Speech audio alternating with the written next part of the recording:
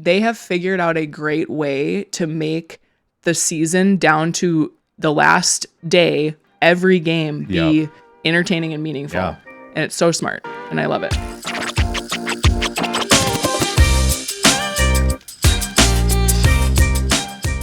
Hi, I'm Caitlin. Hi, I'm Alex. And this is Raising the Game, a women's sports podcast covering primetime performers, the business behind the athletes in the leagues, and what the growth of women's sports means for the next generation of women's athletes. We're back. We have PWHL playoffs are upon us. I am so excited that my Everyone Watches Women's Hockey shirt. For those listening, she's showing it off. Together. Collab with Together is here just in time for the playoffs. I will say, Together, if you're watching, I'm also wearing your hat. Sponsor her. And I think that you should sponsor me. I also think that you should do a collab like you're going to do with the NWSL with the PWHL Yes, teams. absolutely. So I can get a purple one. Yep. That would match my Frost hat, which I was planning to wear tonight. Yes. But it didn't match this red, white, and blue nonsense that I have. We did on. a pre-show fit check, and it wasn't. We did. It was not a vibe that I wanted to roll with here. We also have NWSL returning from an international break. Yes, lots to talk about there. Yeah, we have a lot, and a look back at the first week of WNBA preseason. Ew, the W is back, baby. It is back. We didn't really watch any of it. No, we were busy. Just a little bit. We were busy. Caught a little bit of that Fever Liberty game, which was interesting. So we're going to talk about that, what we're watching for before the season tips off. Yes. A week from Saturday. Absolutely. So should we do favorite thing? Let's get into it. I'll start. So I have a couple. One of my favorite things was coaching my daughter. Oh, yeah. In our first game over the weekend. It was a wet one. We had practice during the week, and then we had a game. It was very rainy. Yeah. The girls tell me that they lost 11-13. I stopped keeping track after like 4 goals were scored because I realized how high scoring it was going to be. It was a lot of goals, but some good things. We've got a good foundation to work on. Coach Caitlin is in full force. There are some fast girls on that team. There's a couple that speed. Just we have cruise around the pitch. And we talked last episode about how you have speed always. Yep. Now I've got to work on possession. Yes. Okay.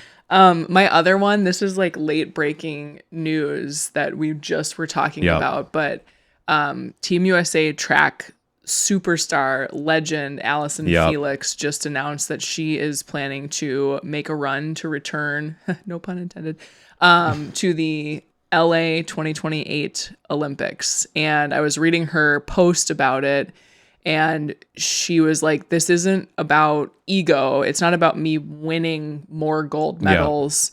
It's about like, what am I capable of? Yeah. Can you prove it to yourself? Like, exactly. And like, I'm a mom now. I'm over 40. Women at all ages, but especially as we get older, are kind of encouraged to shrink and like take up less space. And she's like, nah. Yeah. I'm gonna go for it.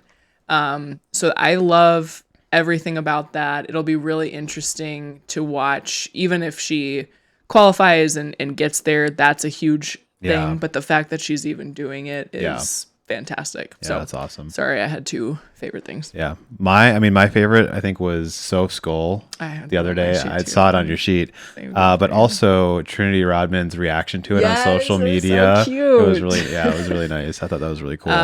I'll talk a little bit more about Soph's goal when we do the NWSL segment, but first of all, beautiful goal. That little touch right before to just get past the defender. Space, yes, the space.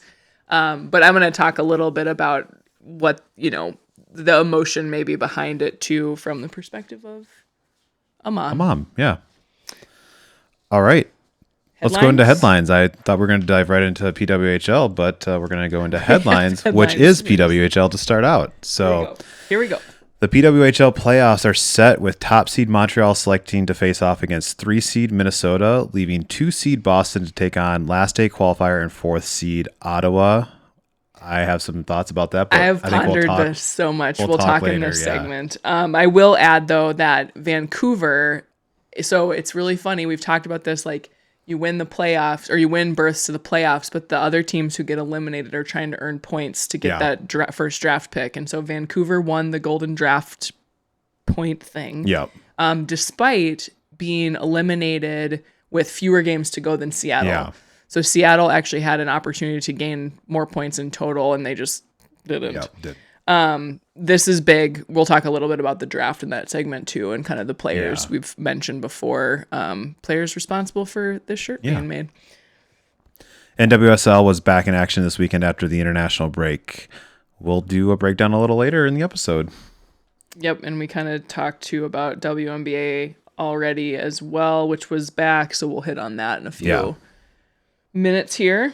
The NWSL will add an 18th team in 2028 in Columbus, Ohio, after the Haslam Group puts up a record $205 million in expansion fees. So this is wild. This is coming about a year after the Arthur Blank Group in Atlanta put up $165 million for an expansion team in Atlanta due to also start in 2028. Putting this in, and that was like a lot of the time, right? Putting this in perspective for a second, when Angel City FC, which is currently the highest valued team in the NWSL, came into the league in 2021, they were bought. The expansion fees were termed or figured out in 2020, $2 million. Yeah, that's insane. So 5-6 years ago, right? We've gone up 100x. 100x. Yeah. Which just again, we keep talking about like the trend, right? And everything is up and to the right. Yeah.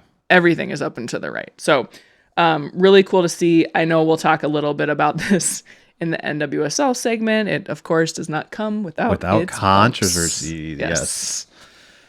U.S. Women's National Team draws El Salvador for World Cup qualifying match in CONCACAF Women's Championship in November. So this was convenient. Last week, we talked about what was lying ahead, but we didn't have really any details as far as that World Cup qualification went for CONCACAF. The tournament bracket has now been released, the draw. And so the U.S. will play, like Alex said, El Salvador. They essentially just need to win that match and they qualify. Yeah. They qualified for the tournament by their ranking within FIFA, and then they get ranked according to those, or they get seeded, according to those rankings. This tournament, I was reading, also serves as an Olympic qualifier with the top 3 teams. So essentially, you get to the semifinals. It's going to be the winner of the 2 semifinals plus whoever wins the 3rd place game once they get into that tournament.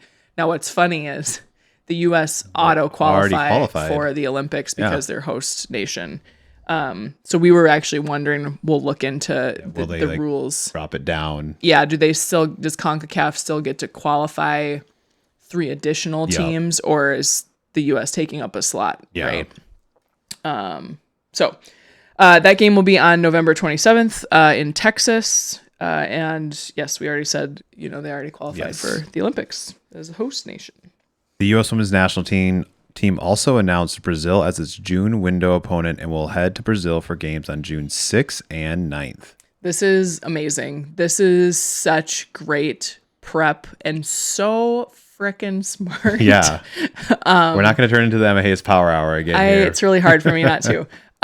But getting to play in Brazil in front of fans that are not your fans, not friends of yours, against a really, what I think is going to be a really contentious contender in Brazil. I should say, not contentious. Well, maybe that too. Yeah. We're seeing a lot of their young talent on display in the NWSL right now, and I'm really looking forward to these matches. These will be good matches.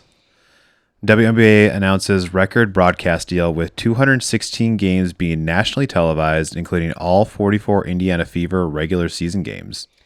Yeah, I think Alex might have mentioned this in our last episode that there's no excuse for you not to watch it. This season will be broadcast across NBC, CBS, ESPN, ABC, which is one thing, USA, ION, Amazon Prime Video, NBA TV, Plus, you've got teams like the Lynx Yep. who just signed a full deal where you can watch all their games on Victory Plus, which is For free right now. And so I just like, it speaks to the market capture that they're going after to really drive that viewership. They're clearly banking on Caitlin Clark staying healthy, broadcasting all of her games. So it's great to see. And I think, again, up and to the right. Yeah. USA Basketball gets its draw for FIBA World Championships coming this September. We'll play China, Czechia, and Italy in the group play, with top 3 teams advancing to knockout stages. Yeah, so that tournament, there's a break in the WNBA season this year for that. It runs from September 4th to the 13th. The team will be led by Kara Lawson again, the Duke women's basketball coach, and then Sue Bird as the managing director of Team USA women's basketball will actually select the team, which she did that for camp that we talked about a few weeks ago. Yeah. So that will be fun to watch for. I'm curious if there are any other like prep windows, and what that also means for the W. Yeah. Right. So Jess Fishlock announces retirement at the end of this NWSL season. Man, what an emotional week. Yeah. I saw this come across. This was big. So Jess Fishlock has been in the league since its inception in 2013. She's one of only 3 players still playing, alongside Alyssa Nair, who is a goalkeeper for the Chicago Red Stars, and then Sydney Leroux, who plays for Angel City FC. She is the only player to play all full 13 seasons, right? So those other players have had injuries or what have you. She's won 3 championships. She's played all years with Seattle. Just she's such a legacy there. Yeah. She's such a great leader. I remember when I first watched an NWSL game with the Reign, I remember her like standing out to me as just like this, works super hard, always talking to her teammates. Like she just embodies what's great about football. Unfortunately, we saw her take a really, really bad injury on Sunday that looks like her retirement may have been accelerated, which is really, really sad to see. And I think we were seeing the emotion of that realization coming to the fore for her. So wish her the best. NWSL and NWSLPA joins Project ACL, a research initiative focused on reducing ACL injuries in women's soccer. Yeah, this is big. We should do a deeper dive on just ACL injuries and prevalence in women, and how that is such an impact on all the different sports, but specifically soccer, I think. This initiative was launched in 2024 in the WSL, which is the English Super League. It's meant to be a 3-year study that's planning to start this year, where they're looking at like, how does travel schedule, workload, game minutes, sleep, all sorts of different things impact your risk of ACL tear. So far, women, it's been found that women are 2 to 6 times more likely, which I'm like, that range even is crazy. It says wild. They haven't looked closely enough at this. They're 2 to 6 times more likely to tear their ACL than male soccer players, but only 8% of research has been done on female athletes. So there's a huge gap there. I think we're seeing a trend in this where, we know like Michelle Kang, and Kinesia or whatever. I can't remember exactly the name of her thing. And then we just listened to a podcast of an interview of Clara Wusai, who's an owner of the New York Liberty. She has a whole venture for research for health, and it's amazing. I think we saw that too, even with the WNFC, the football league, where they're doing a lot of research on how do we support women, female athletes, right? So, love seeing this kind of investment too, not just creating teams to make money off of, but like, how do we maintain the durability of these players? Because that's their livelihood. I wonder if there's, because I know in soccer, there's a lot of additional data that they gather like through games, through all the different wearables and things like that. If there's going to be any use of AI to help like spot 100%. trends where ACL injuries do happen. Like, yeah, I mean, in that interview, we're kind of going on a little bit of a tangent here, but it's worthwhile. In that interview with Clara Wusai, where they're at the research initiative that she is funding, they were talking about the use of digital twins and how they can use that information to create a digital twin of the player, right? And ultimately, they can run scenarios on the digital twin to determine, like, okay, what stress essentially or what variable would be manipulated to result in this injury, right? Yeah. And then the cool part about that, the other thing that they were talking about was like this like deep personalization of training plans because still professional athletes go in to do their weight training or whatever it might be, mobilization with their strength and conditioning coaches, and they're all like kind of doing the same thing. And like, especially at that level, and depending on what minutes you're doing and things like that, like everyone should probably be doing something different. Yeah, 100%. So that's really cool to see. It actually got me hyped. I was like, I should go do this for you work. Should. Yeah, absolutely. All right. Arsenal beats OL Leonis 2-1 in the UWCL to take the lead in the two-leg semifinal, while Barcelona drew 1-1 with Bayern Munich. Yeah, so this is the Champions League in Europe.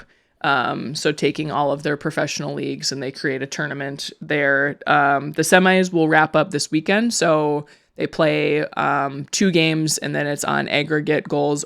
Sometimes it's on like home goals too.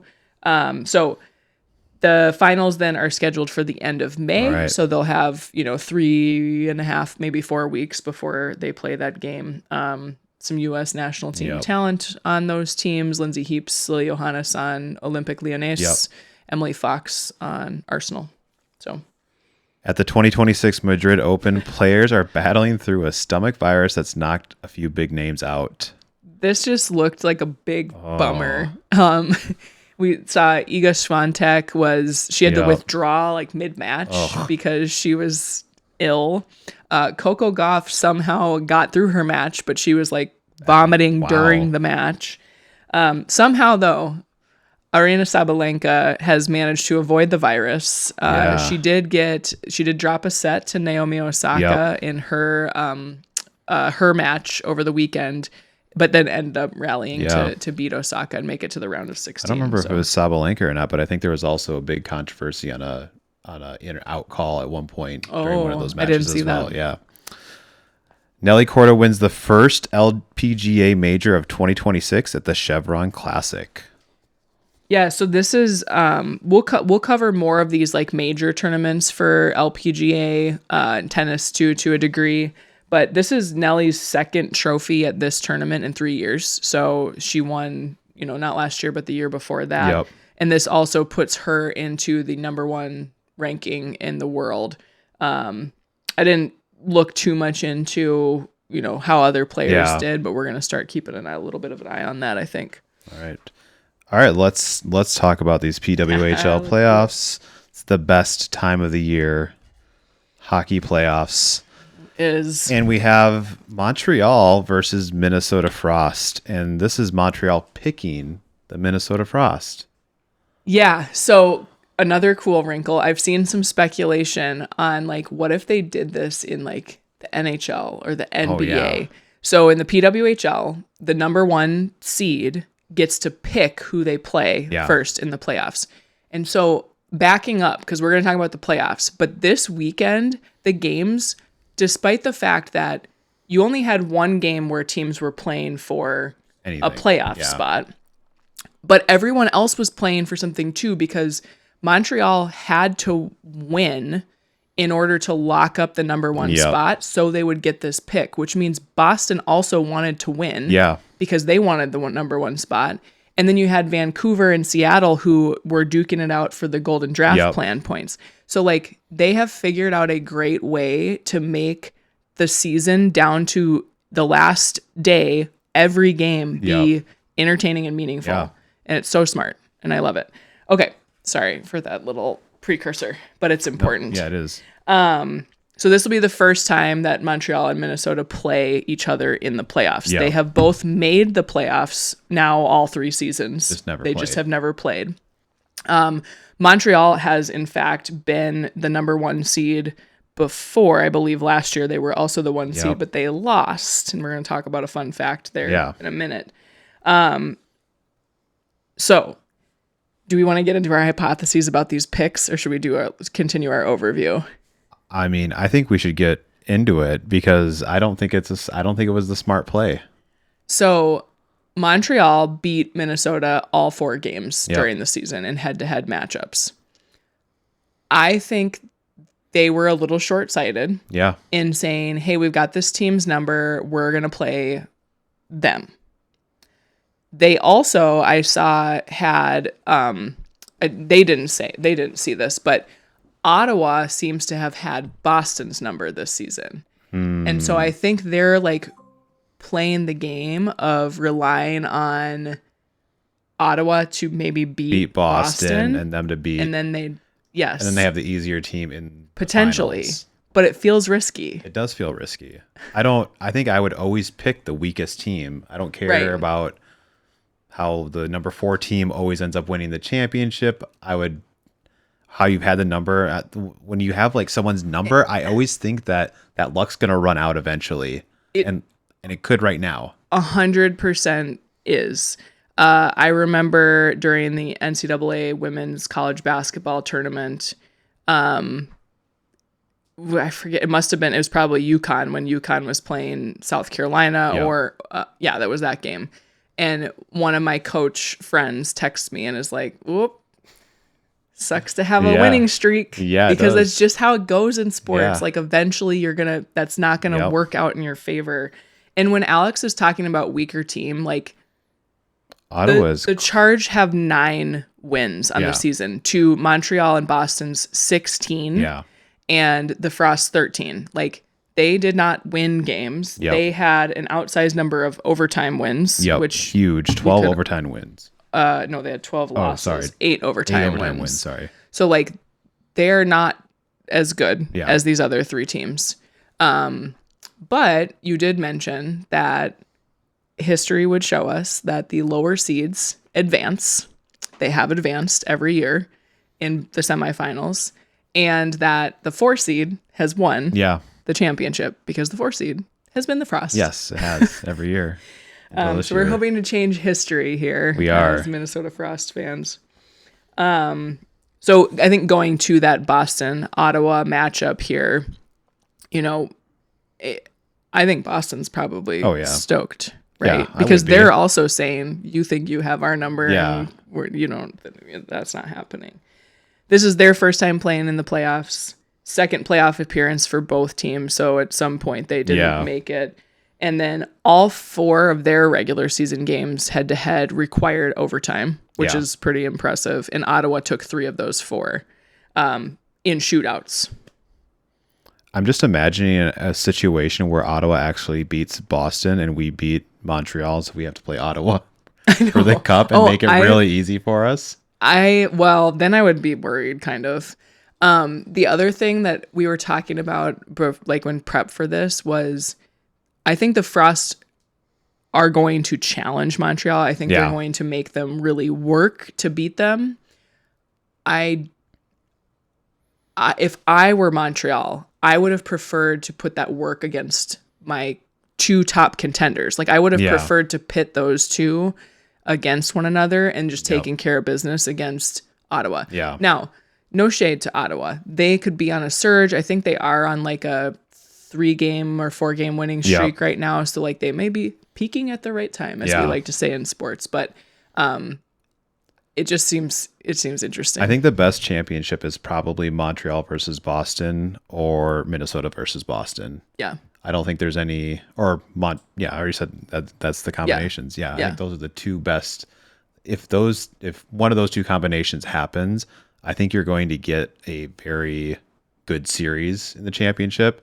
If it's anyone against Ottawa, I think it's going to be potentially boring. Yeah. The last thing I'll say though, in Ottawa's defense is they have Gwyneth Phillips, who I remember watching her in the playoffs last year, and that goaltender can stand on her head. Yeah. And she has been. We've watched. That's who we played in the championship, Yes, wasn't it? Yeah. Yes. And I've watched them play the last couple of weekends because it's like those games have mattered for them. And she is sort of like starting to get into that like I see everything mode. Yep. And a really, really good goaltender can disrupt absolutely. flow. So all that to say, we are so excited for this to start, and it kicks off when, Alex? When we have our first Saturday. Oh wait, sorry. Actually, I think Thursday at 6 p.m. Believe it or not. Boston versus Ottawa.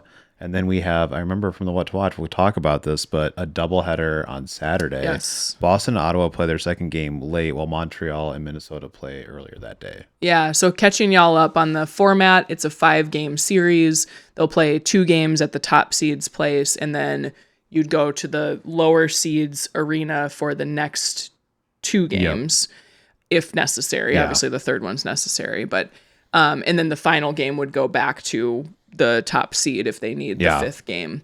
And then the finals are the same way. So all of the dates and stuff are going to be TBD past these first 2 games. What is also really interesting with the schedule, I don't know if you're going to... I know what you're thinking. Is all of these teams had an NHL team in the playoffs. 3 of them still do. Still do, yes. 1 of them does not, and that is Ottawa. And so the Ottawa Charge, the Ottawa Senators were exited. I think they were swept, possibly. With a broom. Yeah, I was about to say, of the NHL playoffs. And so the Ottawa Charge actually will play all of their games, however many that may be, at Canadian Tire Center, which is a approximately 18,000 capacity venue, which is double what they typically play at TD Place in Ottawa. So that's really exciting. I was reading some stuff. I don't think that they get to play there because the Sens got knocked out, to be clear. I think this was always part of the plan. Okay. But it's still fun to say. Feels better. And at least maybe now they'll get the center ice logo repainted quick. Yes, they can take the Sens off and put the Charge on there. You want to do any predictions before we get into some other storylines here? I think I kind of said what I think the best games are going to be.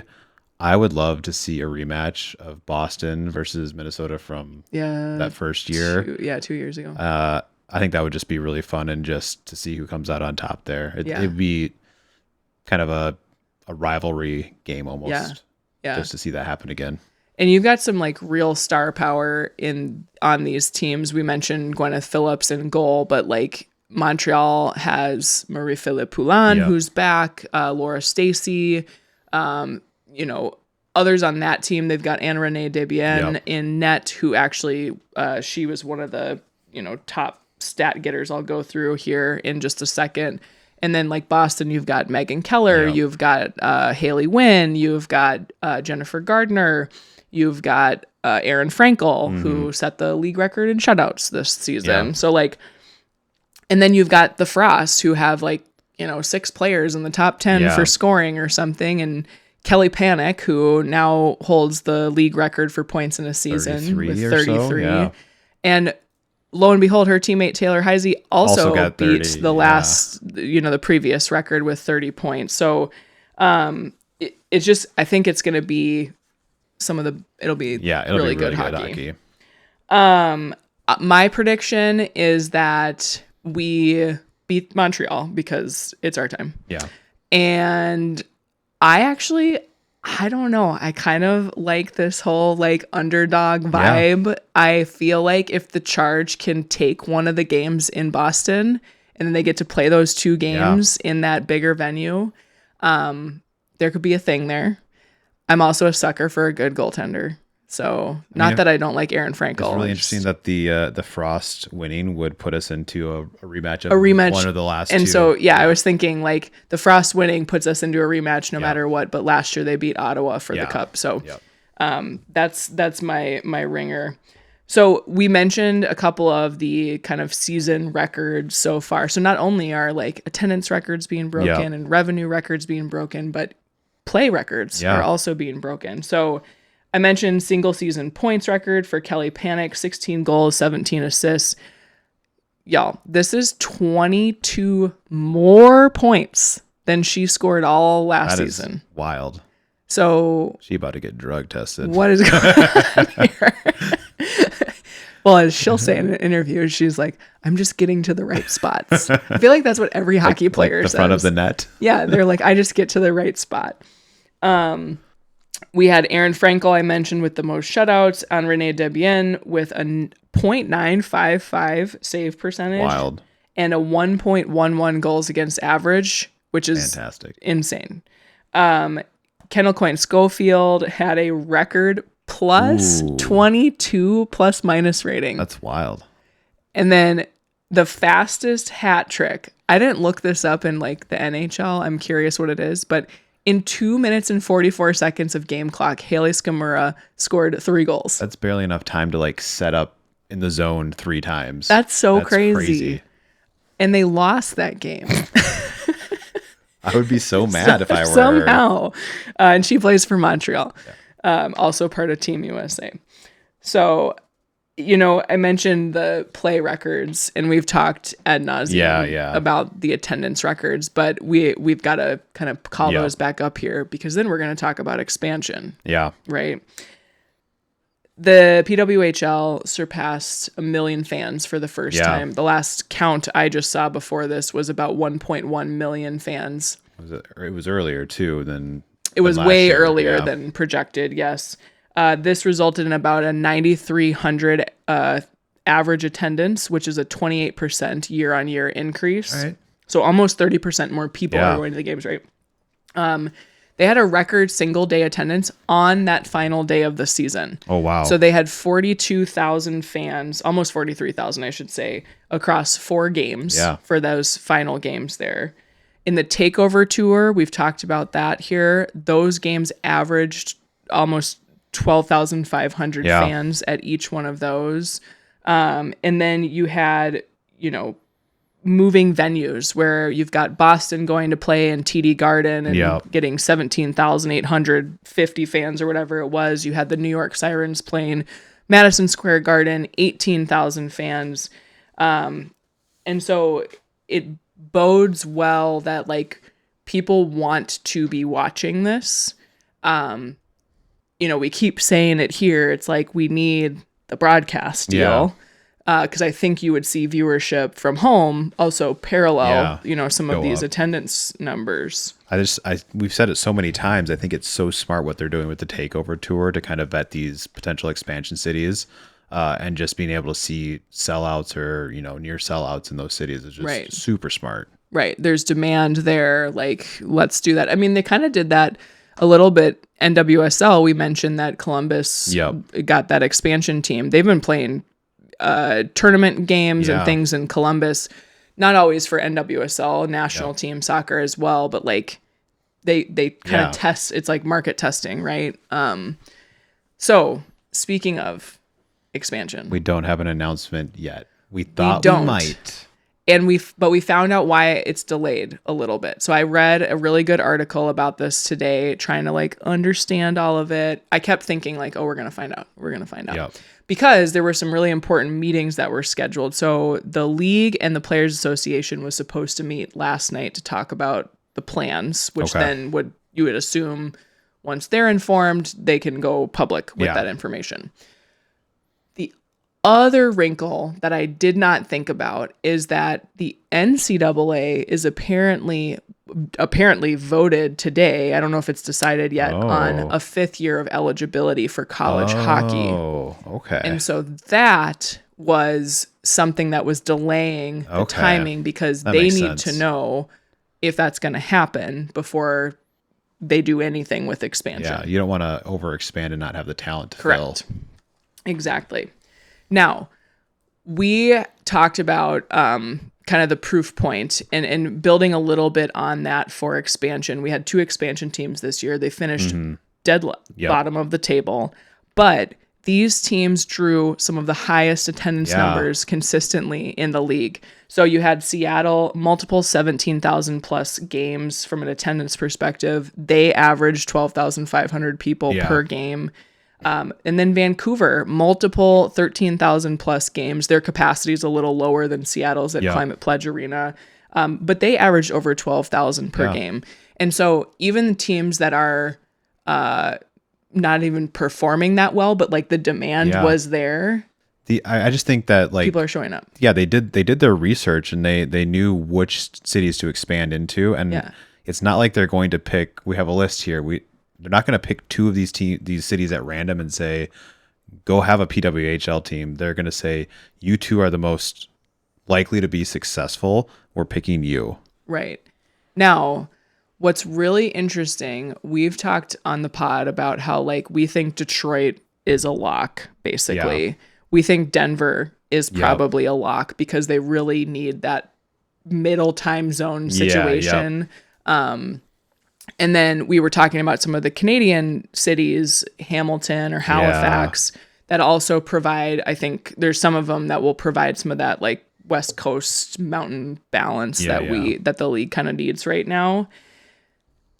So, wrinkle. The article I read was like, no. None of those. We're going Vegas and San Diego. And I was like, excuse me? I don't know. So it will be interesting to hear the announcement because it sort of flies in the face of the logic that we've kind of seen. Somebody's pumping a Kalshi bet, I think. But what's interesting though is the barriers they've run into. We talked about some of the timing barriers, but what some of the other barriers that they've run into with kind of deciding on where they're going to go is there is the issue of venue. Yep. So where do the teams play? We've talked on the pod before about like logically it makes sense to kind of partner with an NHL team. Yep. Well, turns out that not every NHL team wants to do that because they wouldn't own the team. So the Walter Group right now is saying, we want to continue to own the whole league. Yep. And the reason for that is that we can grow it at a consistent rate. You're not going to end up with overstacking on one side where you have deeper pockets than another side, right? And so they are really looking to grow the league to a certain point. They also probably want it to value at a certain level before they offer breaking that up into other buckets. I also think that, you know, the NHL teams might come into it going, we know how to run a team. Like, look how successful we are. But I think the PWHL ownership is saying, you know how to run a men's team. Yes. You do not know how to run a women's league, and we actually maybe don't trust you to run a women's league. I think that is 100% also one of the challenges. I think, and in my mind, I haven't had a ton of time to think through this. To me, it seems smart, both from like, I think they really believe in their product, right? Yeah. I think they genuinely want this to be something that is long lasting and successful for these women, for the fans, for the cities that they're going into. Yep. I also think that they see the up and to the right movement. Yeah. And they're like, we are not willing to sell this now because we see this going way up and way to the right. Yep. And we can stand to make a lot of money on it. So the Vegas and San Diego kind of insertion into the conversation was interesting, but those are two cities where, so Vegas obviously has the Golden Knights. Yep. It sounded like their ownership is not like, doesn't want to own the women's or they don't need to. Yeah. Right. Yep. There's also multiple venues in Vegas where they could play. They don't have to share an arena with the Golden Knights. And then San Diego is interesting. They have a AHL team called the Gulls. Okay. Where the women's team could play, but there's no like ownership group vying for that space. Plus, these two teams help to like bring more of that West Coast. Yep. And San Diego, the what I was reading about was like one of your largest markets for any sport is LA. Yeah. Right. That, I mean, they have got like 4 teams in each league, right? Not far away from. It's 2 hours from San Diego. Right there. So I think the thinking is we have a huge market to tap that we haven't tested, right? But I mean, it's California. Yeah. Right? And what player doesn't want to go play exactly. in Cal, especially San Diego?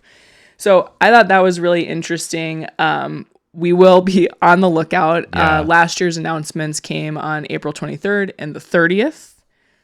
Alex just said playoffs drop the puck on the 30th. Thursday. Thursday the 30th. They're probably announcing it as we record this. Like, I'm not gonna Literally, lie. I know. We have our We'll be old news. Our phones are on camera mode. We old can't see what's news. going on. The final thing I'll say about it is it does sound like they're talking about 4 teams and 2 to join next season, 2 to join the season after. Yeah. So we had thought 4. We just thought 4 maybe all at once, and it sounds like they're going to phase it, which I think makes Smarter, sense. yeah, play. All right. Should we move on to NWSL? Yeah, let's talk NWSL. We had a big return after an international break here. Please walk us through the weekend results. Yeah, we had Racing Louisville notched a first win with a 3-2 victory over Orlando. We had Spirit stomping KC 4-0. What's happening in Kansas City? That's one of my stories. You do talk about that. Gotham looked revived in a 3-0 win over Bay FC.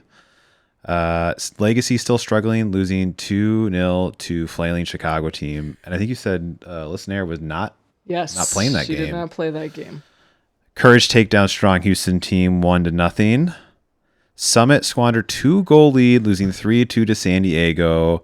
Wave in front of a sellout crowd. I thought that game was over at half, and then suddenly it was. San Diego was scary, man. Yeah. I'm going to talk about that too. Thorns top Angel City FC 2-1 behind Sophia Wilson's first goal back from maternity leave. And the Utah blank Seattle 3-0, and Rain C captain Jess Fishlock stretchered off. Yeah, we talked about that. Really unfortunate. So I think when I look at this, and like a lot of goals, which is good. Yeah. Right. Like I think that obviously keeps fans engaged. So we like to see that, but a lot of shutouts too. Right. So it's like higher scoring, but not from the other team. Want to kind of, it's more fun when they're a little bit more competitive. Like the Summit Wave game was really fun to watch.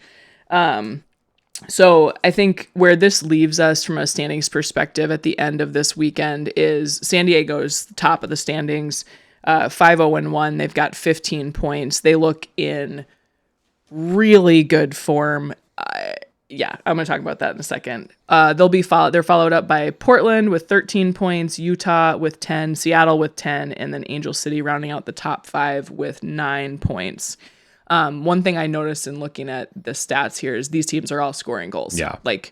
They're, averaging 2 goals a game, basically. Right below them, you've got Washington, you've got Houston, you've got Orlando kind of rounding out that top 8. And then what's really surprising to see is a team like Gotham, not in the top 8 teams, and then Kansas City in the bottom 3. Like, that's not where anybody had that team. And frankly, like, looking at the roster, like, thinking about the investments that they make there and things like that, like, I don't think they expect it, At all. And then poor Boston. Cringing. I cringed reading ahead on this. This expansion team, they had the big 30,000, person attendance for their inaugural match. They have scored 1 goal in 5 games. That is very bad. Not great. I was reading a little bit about it because I'm like, what's going on here? I got to go figure out some more, do some sleuthing. They relied really heavily on international players coming over. As we hear with many different leagues, right?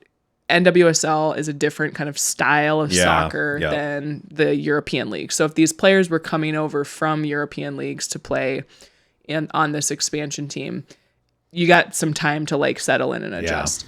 The other thing is their coach came over from Europe. And so their coach has them playing a very conservative 5 in the back.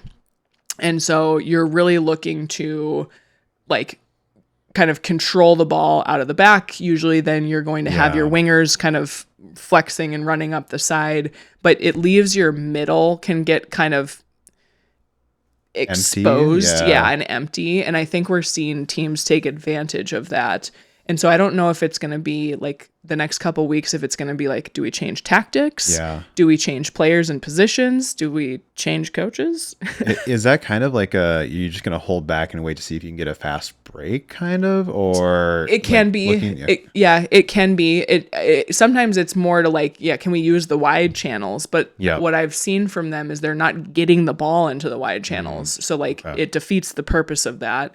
It also, it is just like a more defensive posture, right? You're putting more people back behind the ball intentionally.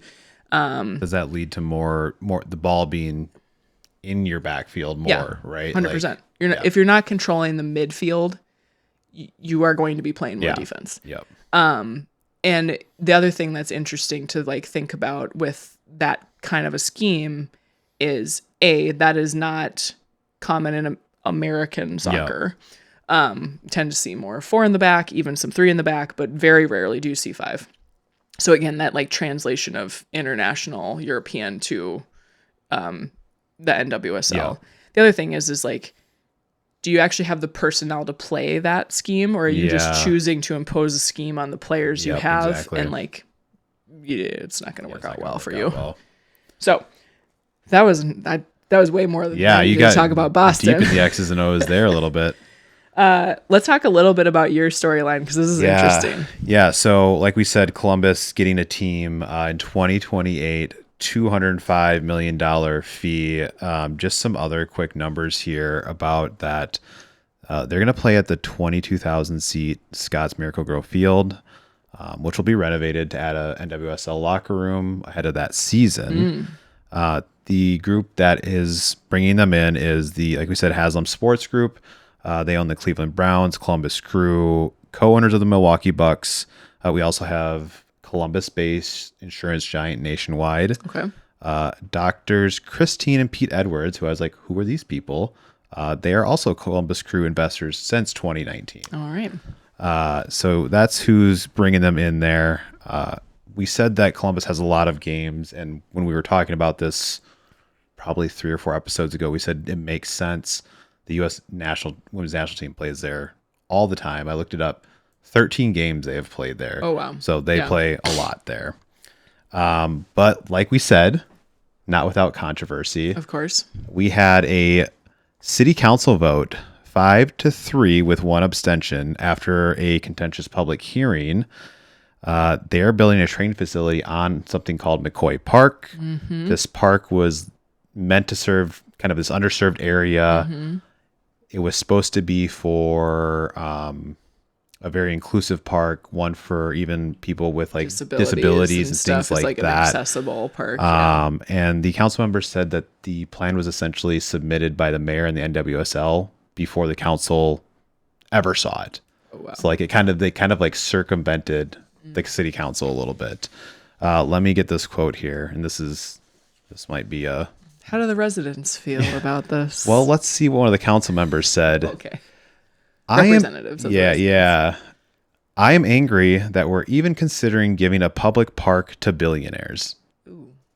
So that's how the city council felt about it.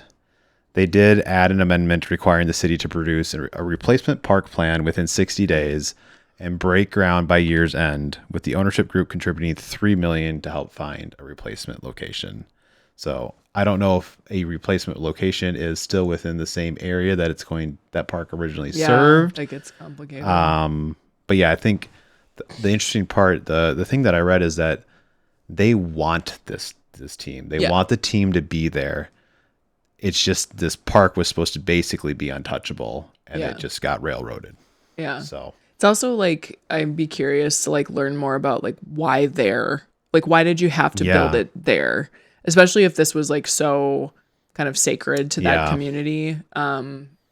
You run the risk of alienating potential fans, right? Well, and even as a player, do you want to be like, this is our training facility. We tore down a park for disabled folk. Yeah. Like, exactly. Doesn't really feel roll great. Off the tongue. Yeah, that's a bummer. Hopefully they are able to rectify with a park that serves that community similarly to the way that McCoy Park did, and put money behind it. So It's also just like weird. Why not get like the buy-in from the people? Like get your stakeholders bought in. Like I do this. It's like, was there a rush? Like I'm so maybe. I mean, Jessica Berman, the commissioner of the NWSL, had come out. I mean, she's been saying this for a little while, but like there's a line basically that you have to get in to be considered. The NWSL, I think we were talking about this a few episodes ago, that like they just take bids whenever. There's no like set timing that you can do that. So like it makes me feel like there isn't a rush. Like there wasn't really a deadline. Well, I wonder if it was more a deadline of the price, right? So that I was just going to say, like, as we've seen, we went from 165 million last year to now 205. Like if they didn't get the 205, someone else was going to get the 205, and now you're looking at what, 245? Yeah, something like that. 285, whatever it ends up being. I wonder if the ownership group went to the mayor and said, "This gets done now, or we need you to help us pay for, like, give us some tax money to help pay for this, whatever it is, right? Like we can pay 205, we're not going to pay 285 to bring it in. So it's now or nothing, maybe. We'll find out. Maybe we won't. All right. From expansion NWSL team to just a little bit about how the season's going so far. I've alluded to a couple of these already, but San Diego had a real rough season last year, and then they had a real rough off season. Like they were losing players left, right, and center. It kind of has been sort of wheels falling off the bus since Alex Morgan retired. Just slowly. It didn't happen all at once, but and I mean, I came into this season being like, there ain't no way any good. They are so good. Yeah, they're really good. They have so many great players. They rely on a lot of like creativity and like giving space. Jonas Eideval, their head coach, like seems to have created a system where these really creative players, really skilled players just have free reign to like do whatever they need to do. And that is so freeing as a player when like you're not worried about like, staying in your lane or whatever. It's been really fun to watch, frankly. They're anchored by Kennedy Wesley, who we just saw on the U.S. Women's National Team. Talked about her a lot last week. Yeah, at center back. She scored another goal with her head. Beautiful header goal. It was awesome. Over the weekend. She really likes that field that she was playing on. And, you've got some of the Brazilian talent in Dujinha and Ludmila up top who are they're so powerful. They're so shifty. They're just so creative with the ball. Kenza Dali in the midfield. And then Kat Macario, who signed that big $5 million deal with them. She apparently was on the bench. Available and didn't play. She's coming back off of a heel injury. But you throw her in the mix. It's going to be... I don't know if they're the team to beat. Yeah. I don't know how you break that down. Or how you defend it, frankly. I don't think it's really about breaking their defense down at this point. So that's really fun. That was like our team when we first started watching NWSL. So good to see them, looking strong. I do want to talk a little bit about Sophia Wilson's first goal. Alex mentioned there's like a split screen of Trinity Rodman like watching Soph score the goal, and at first she's like, that's a really good goal. And it is beautiful. You talked a little bit about that. I want to talk about just the emotion of like, I saw a quote from her that was like, I didn't want to put pressure on myself to score. But man, I really needed that goal. Right. And like now I would be so worried lining up across the pitch from Sophia Wilson. Like she's still got it. Yeah. And it's gonna roll now, right? Well, and as an opponent thinking, oh no, she still has it. Oh no, she knows she still has it. Yeah, exactly. Scary. Exactly. So I'm excited to see her kind of continue to grow into that. And like what a moment. You saw her, you could see in the video her turn to where she probably knows Gigi is and like doing, kisses into the stands, and she was a little emotional. Like, it was a feels moment. It was. As a mom too, just like like you did it. Yep. You did the thing. You like birthed a human. You brought life into the world, which is already incredible. Yeah. And now you're back playing at like The elite level. The elite level. So happy for her. So happy for what that means for the U.S. women's national team. And then my last thing is just like, what is going on in Kansas City? There is no excuse, frankly. But I have a couple that are plausible. All right, let's hear 'em. Okay. New coach. So Chris Armas came in. Vlatko Andonovsky moved into kind of a sporting director role for the club after being head coach the last couple of seasons. And I just kind of wonder sometimes, not always, but sometimes with new coaches, we just talked about this with Boston. It's like, we're still trying to figure out like each other. Like, it's like when you're dating early days and you're kind of like, I don't understand your communication style. They seem to be working that out while we watch. And I think the other thing is they have a little bit of like a spoil of riches from a talent perspective. And I feel like he doesn't quite know in that spoil of riches, like where each player is going to work best with one another on the pitch. Yeah. I kind of wonder, I don't know the coach at all. Is there any truth to the fact that like, or the idea that sometimes a coach can come in and just decide to impose their will on a team that's not ready for that style? Like, totally. I'm wondering if it's something like that too. I would like to assume that most coaches this day and age are not that authoritarian. Yeah. Because I think successful coaches understand that they have to bend to the player skill sets and talents they have just as much as they need the players to work into their system. Yeah. I know we said that this isn't an Emma Hayes Stan show today, but she is a great example of a new coach coming in. We talked in the last episode about how she's changed the style of play for the U.S. women's national team. She is 2 years into coaching that team. Yep.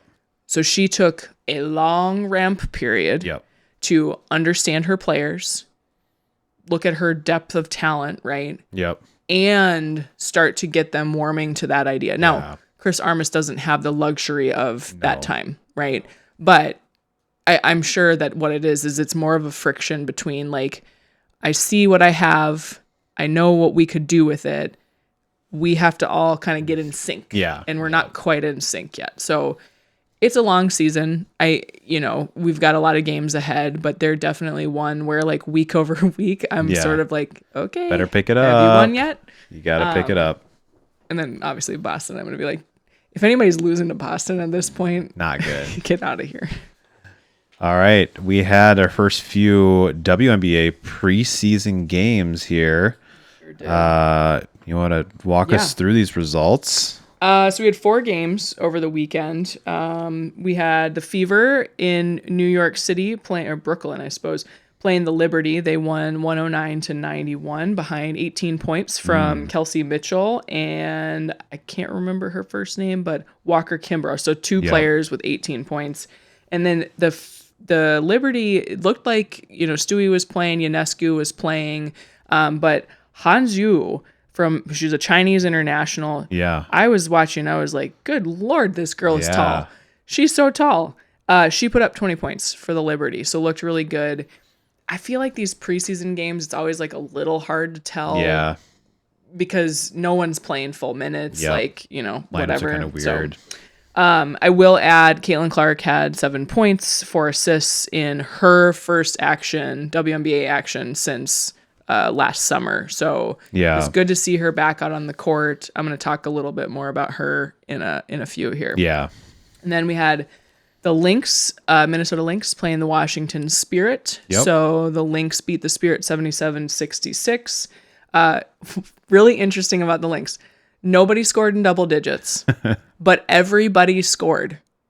Yeah. So everyone who played scored points. Yeah. Except for Amaya Battle. She played 1 minute. I'm assuming she got some garbage time right at the end.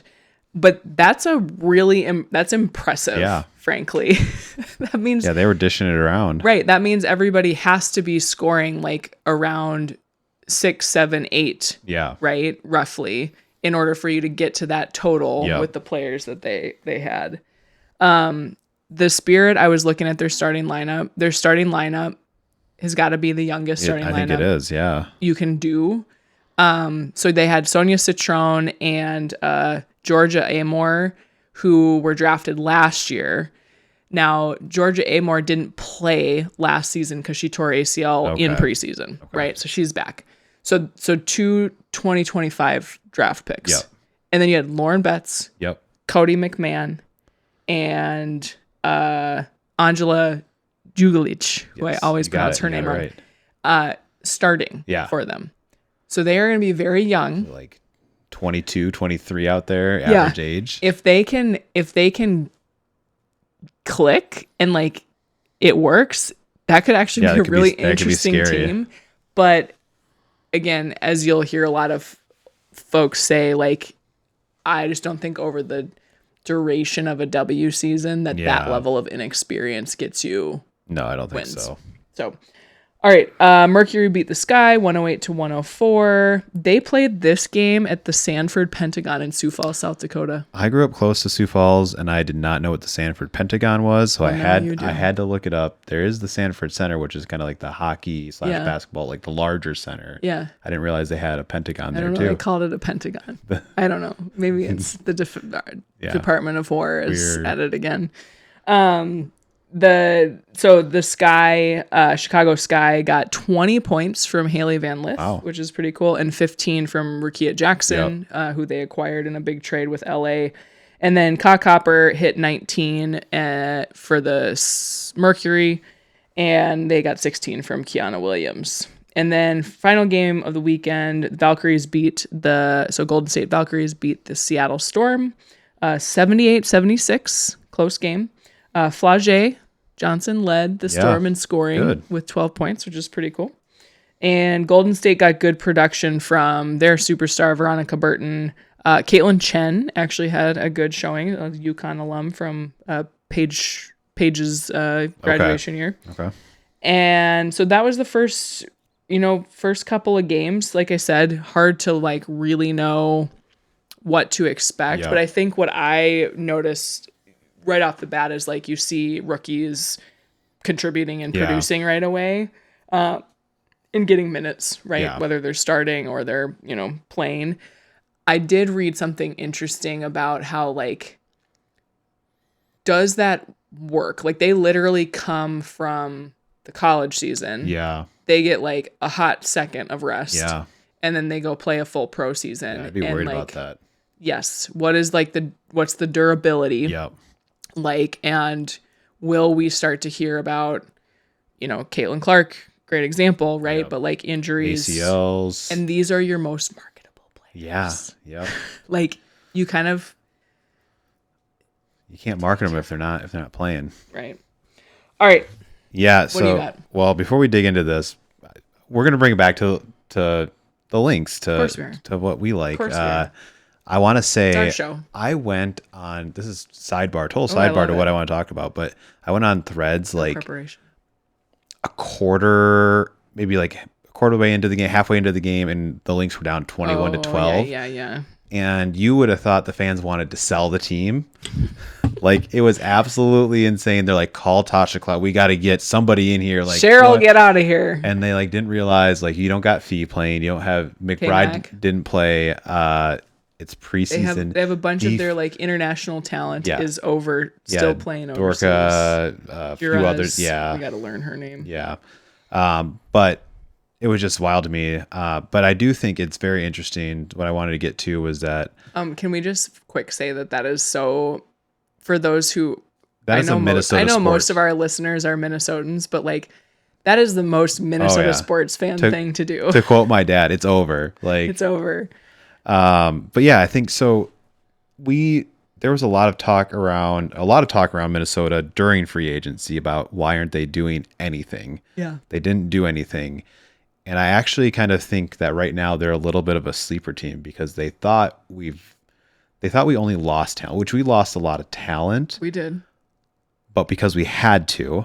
Yep. And I think what we've actually done is kind of built a little bit of a sleeper team here. Okay. I think especially when you talk Midwest basketball, you're going to talk Fever. Yep. For obvious reasons. Obviously. You're going to talk Chicago because it's the big city. Yeah. And usually, I mean, even last year, Minnesota's still a flashy team, but now everyone's like, well, they lost everyone. What are they going to do? Yeah. They didn't pick anyone up in free agency. Yeah. They had the number 2 pick, but it's also a college kid. Like, how much can they contribute? Right. I think that they are going to be a sleeper team. And as soon as you have someone like K-Mac playing, you have Fee coming back from her injury, hopefully pretty quickly. Yeah. I think they're going to be a force to be reckoned with.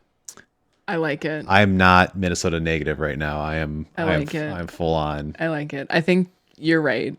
That like DNA of winning doesn't just go away. I mean, they've shown that they've literally won 4 trophies, the most of any. Cheryl is like franchise. The strand that runs the main. Right. So I think you could be onto something there. And like, just to put a little finer point on it, they have 4 players playing overseas right now who are like, would be some of their starters. Yep. So, between the injuries and that, it's like, it's fine. They're playing Nigeria right now in Kansas City, which is pretty cool. Bringing the Lynxies down to St. Louis. I was going to talk about these rookies. Yeah, the rookies.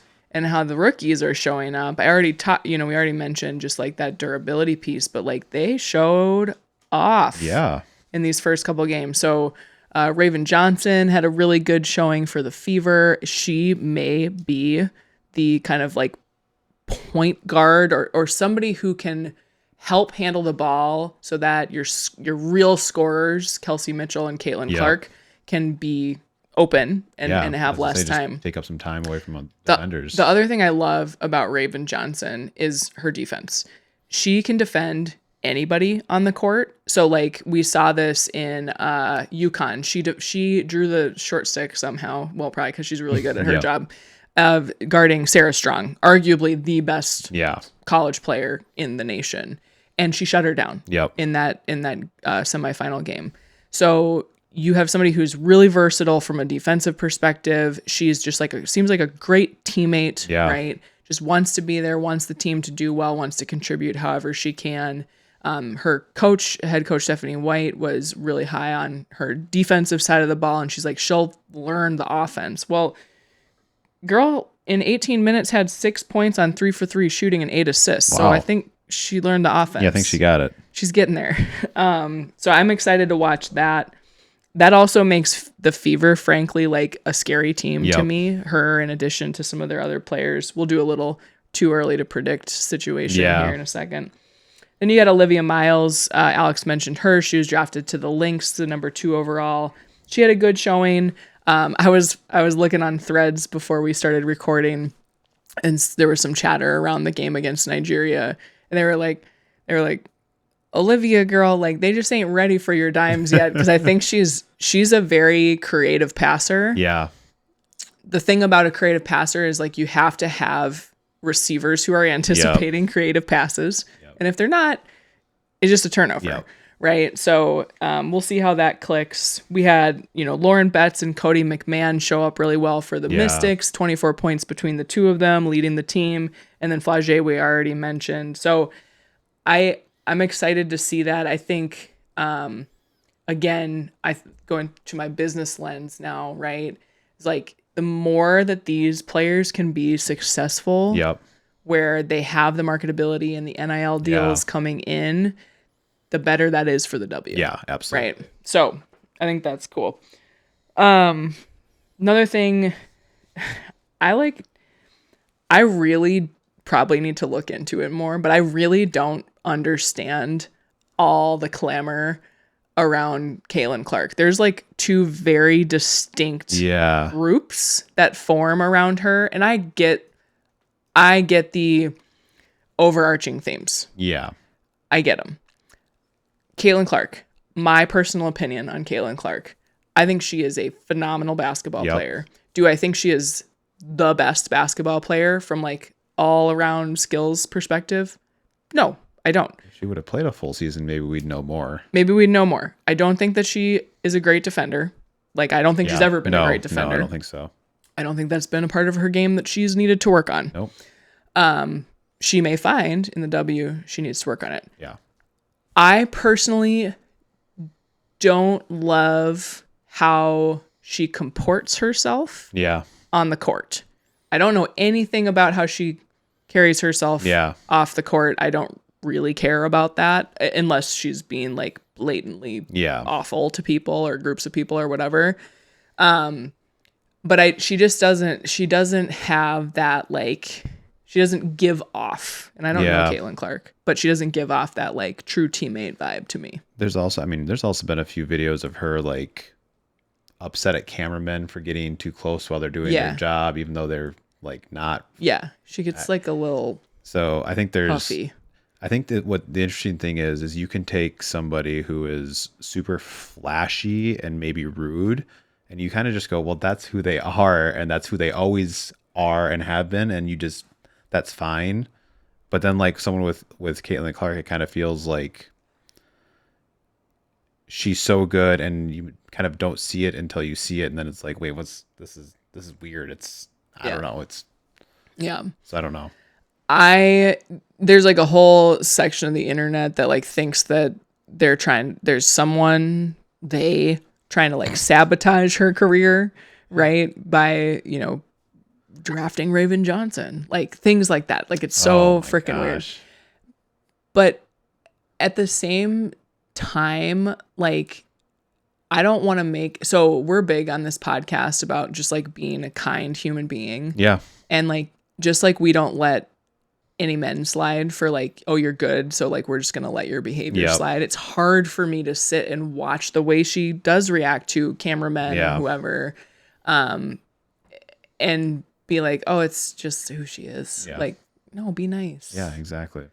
Be nice. So I will say that she is a very good thing for the league. 100%. She is a very good thing for the game of basketball. She is a very good thing for young girls. My daughter, we had to go buy new soccer cleats before our game last Saturday. And we're in the sports section. And she's like, can I also get a basketball? Because basketball has now become like her thing. The biggest thing. And so there's like a million basketballs. And I'm like trying to get her to get like a nice leather one, like a indoor outdoor like leather ball. She's like, no, I want this Caitlin Clark branded ball. And I was like, all right. That works. That works. Like, and that's kind of the beauty of it, right? Like she has created this movement and momentum, and we'll talk about it in our next Pioneers episode. But like, it's undeniable her influence, and so we can't take that away from her. It's just kind of like, is there like manufactured controversy because she does attract attention? You know, I think the other thing we need to think about is that some of this is. We're getting this from the internet, and the internet is crazy when it comes to the WNBA players.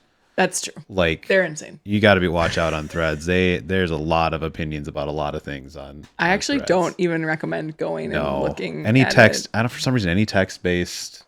Yeah, they're a little nuts. Threads. It's all a little nuts to me. A little bit wild out there. All right, let's move it on. What to watch? We talked about this already a little bit, but playoffs. PWHL starting Thursday night. We have Ottawa Charge at Boston. I don't think we need to tell you why you need to watch this. Just that it's Thursday at 6 on all the normal places. YouTube.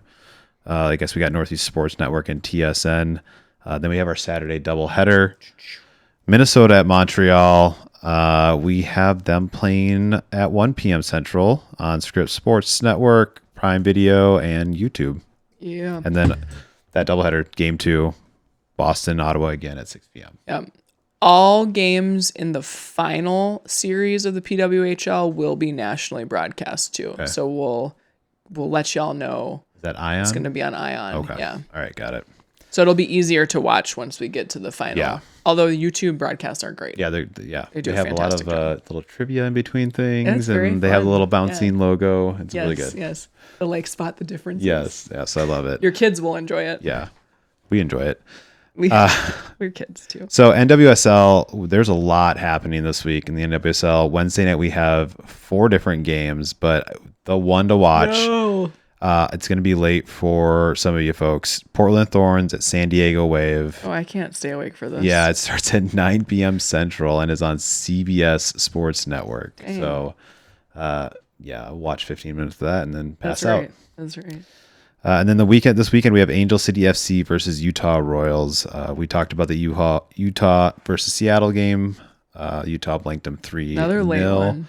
Yeah, and it is another West Coast teams, man. Well, it's 7:45 Central. Oh, okay. Well, you can stay for that. It's the weekend too. Is it the weekend? It's on. I've lost my date in here. I believe that is on Sunday. Okay. On Ion. So okay, cool. And then popping into WNBA preseason. We have the Fever versus the Wings. This is the Wings' first game. Yes. AZ Fudd making her debut alongside Paige against Caitlin Clark. So, very anticipated game. This is also a preview of the league opener on May 9th. That's right. This is on Thursday at 6 p.m. Central on Ion. And apparently a lot of these are also free on the WNBA app if you make a WNBA ID, is what I've been told. Oh. So go make your IDs. I have seen a lot of things on Threads about how the app sucks. So maybe don't do that. So maybe just watch on Ion. And then we have one on Friday at 7 p.m. Central, Minnesota Lynx versus Toronto Tempo. Olivia Miles' first home game, and it's going to be Toronto's Kiki Rice, their first round pick, makes her debut as well. Oh, I love it. Again, free. I think that might be on Ion as well, but also free on the WNBA app. Make your ID, get over there. And one last thing, we have Women's Elite Rugby starts season 2 this Saturday. We have Boston Banshees versus the New York Exiles at 4 Central. Hell yes to these names. Yes. These are all, by the way, these are all on Women's Sports Network. Chicago Tempest versus the Twin Cities Gemini. All right. 7 p.m. Central. Yes, please. And then the Bay Breakers on Sunday versus the Denver Onyx, 6 p.m. Central. They could have done better. All right, let's wrap this thing up. We got winners and losers. Let's do the losers first. Oh, man. I have one loser and one, it's more sad than it's a loser. Yeah, I mean, let's see. Yeah, it's the one that's popping into my head is just Fishlock's injury. That was my sad one, yeah. Is like so heartbreaking. Definitely not a loser, just... She's not a loser. Really sad to see it go that way. Just very, very unfortunate. My loser is Kansas City.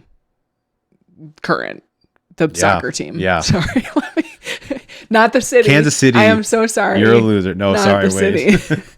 I just like, I think, like I said, lots of time to go, but like the players you have and like the support you get, it just should be better. Like we need more quality. Potentially we'll be calling them the most improved at some point later this season. They hope so.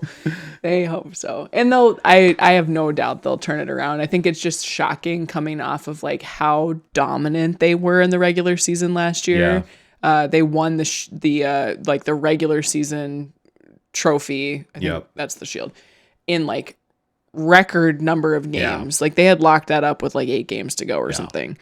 And so just to like see that turnaround, and you know, they lost some players. Claire Hutton moved to Bay FC, but they brought in Croy Bethune. Like it's not like they lost like core players, really that coaching change. Yeah. And so I don't know. We'll see how it goes. That might be mine. Mine was the Denver Summit collapse. Oh God. Like that just was bad up too. 2-0 at half and then lose it 3-2. Yeah. It was fun to watch. I gotta be the other one that I just thought of too was we watched the Spirit Kansas City game. Okay, I actually think something that they need to assess their goalkeeping. Do you remember that? The Spirit, the KC goalkeeper, the Spirit scored like 2 goals on like totally fumbled. Oh yeah, had the ball in her hands and then dropped it, type of thing, and like you just can't do it. Gotta clean that up. Just can't do it. All right, winners. I didn't see it. Okay. You can go first. I don't want to. Mine's PWHL as a league. Like very successful regular season. We had, the last 3 or so weeks was just every game was mattered, whether you're in first or whether you're trying to get that 4th place spot, or even if you're not even in the playoffs, get those draft points. So the 1 million fans, the 12.5K average attendance, just we are going to have an expansion. Maybe next week we'll announce it again. We'll say that every week until they do, but I think they're just doing great. Yeah, it's a good one. My winner is going to be, trying to be a little bit more original. So Trinity Rodman, I complained about her form a couple weeks ago. I was like, can somebody talk to her? I think someone talked to her. Yeah, someone talked to her. So she ended up having 2 assists in the national team international window, and then she came back, and her first game back for the Spirit had a goal and an assist. Great play, kind of did what we expect Trin to do. She looks like she's having fun. Yep. So it's again exciting to see. I really like her as a player, but it's great for the league. Yeah. When stars that are marketable, that connect with fans, are successful. Yeah, absolutely. So I love to see it. Another winner, Team Wildfire this weekend, even though they didn't win their game. Team Wildfire. Yes. Good job, my Coach. daughter's team came up with their team name. They have red jerseys. So they went with Wildfire, which is very cute. I think that's all we got. We'll give an update next week after our next game. We'll keep a little tally going. Little tally. RTG _pod on Instagram, Threads, YouTube, rtgpod.com, raising the game pod at gmail.com, and then raising the game on Substack. Reach out to us. Yeah. Till next week. Till next week. All right. Bye. Bye.